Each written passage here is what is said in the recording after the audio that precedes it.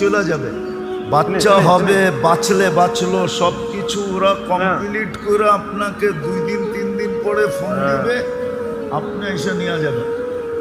কিন্তু স্বামী তো নাছুর বন্দা, ভর্তি করছে ঠিক, কিন্তু শক্তপক্ষণ দাঁড়ায় আছে। সবাই জিজ্ঞেস করছে তুই দাঁড়ায় আছিস কেন? তোরে বুঝেইছে, বল তোর শরীরের একটা অঙ্গ অর্ধেক যদি কোথাও থাকে তাহলে আর অর্ধেক ওর সাথে থাকবে না পৃথক থাকবে? বলছে শরীর তো একটা, এটাকে তো অর্ধেক করা যায় না।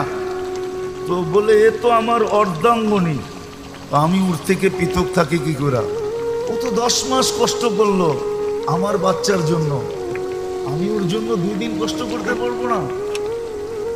এই স্বামী স্ত্রীর ভালোবাসার টান দেখে ওই নার্স মুসলমান হয়ে গেছে। বলছে আমি মুসলমান হলেও কি আমার স্বামী